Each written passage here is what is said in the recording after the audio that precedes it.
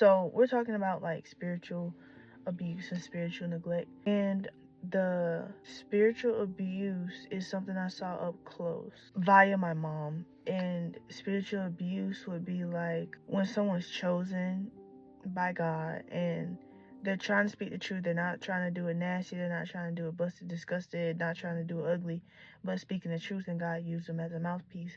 But instead of being edified from the people that need to be edified, they don't get the edification they need, but instead they get backlash, rebuke, reproof, like hate, all of that. So I would see her, and then we're so close to the point where if she was abused, I was abused. And when she got abused, I felt abused, even though I was not abused. But I had this, because God protected me and I had a covering. So instead of that, I got protected. But at the same time, I was overlooked. I was majorly overlooked. So overlooked to the point where it felt like neglect, spiritually and physically. Everybody would get a word but me. Everybody would get a message but me. Everybody would get this. Everybody would get that but me. But what I realize now is that God will speak through people to me by them talking. But they would never really give me a word, or they never give me a look. They would never give me like a second look. So honestly, I felt neglected. I felt like I had to perform, I had to do right, I had to work myself to the bone. And then all of this came from me talking to the Lord about spiritual burnout and burnout in general. So basically, the spiritual abuse aspect of it is really hard. It's harder to examine, it's harder to get, because spiritual abuse is not like verbal abuse, it's not like physical abuse, it's spiritual. So when someone's talking about you, or somebody's talking at you, like, that's verbal abuse.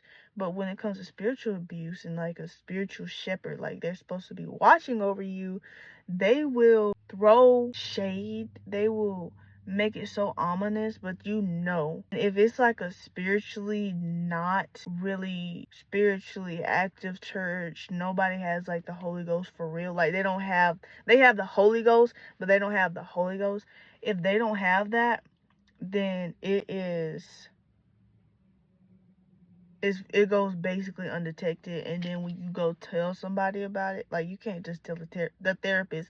So you go to somebody in the church. When you tell somebody about it, like somebody that you know is spiritually active and listen to the Holy Ghost and all this stuff, they're spiritually abused and they got beat down and battered so bad that they tell you to just deal with it. So spiritual abuse is really, really, really hard. But spiritual abuse will sometimes look like, because it's so hard to detect, spiritual abuse would be rebuking the sheep instead of edifying the sheep for being obedient to God, telling the other sheep, to not listen to you because you're wrong and you need some humility and you need to be knocked down a couple pegs.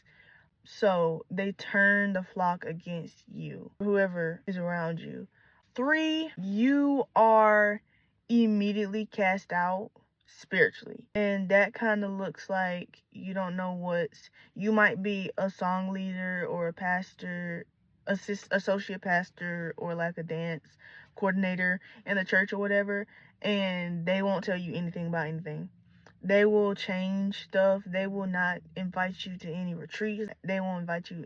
They won't do anything with you. They will not tell you anything besides something that's like absolute emergency. They will not come and communicate with you. They will not do anything. So they cast you out spiritually and tell others to follow. 4, they are extremely manipulative and they will tell you that it is love. They will tell you that it is love. Let me tell you, it is not love. Love does not work like that, okay? I'm here to tell you, love does not work like that. God is love. God will not spiritually manipulate you into thinking that your trials or the enemy tempting you with lust is like a good thing. I'm doing this. I am literally making you feel bad for being obedient to me because I love you. No, God will edify. God will not really edify, but he will be proud of you. He will make you feel loved. He will make you feel like he's proud. He will go the extra mile for you. He will make you feel like you were obedient and this is actually what I told you to do and you did it, and I'm so proud of you. Especially if you've been spiritually neglected, if you've been spiritually and emotionally beaten and battered and scorned. And lastly, 5, it is, I'm trying to think of the right thing. Holy Ghost help me. It is emotional, spiritual, and physical burnout. They will make you work like a dog if you don't come to service every Sunday, Wednesday, Friday, whatever. If you miss a service, if you miss a meeting, you will be set to the side, you will be pushed, you will be shoved, you will be isolated, you will be rebuked in front of people or behind closed doors or whatever. You will be rebuked for absolutely no reason.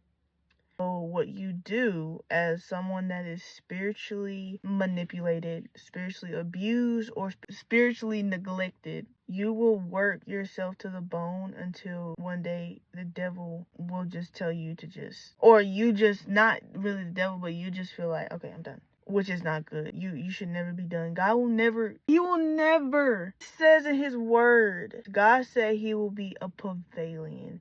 God said that we can rest under his wings. God said that he will be a fortress for us. God said that he will be a lot of things for us, because if we don't have rest, he leads us beside the still waters. He leads us to the green pastures, because if we're not resting, it's literally burnout. It's burnout with everything.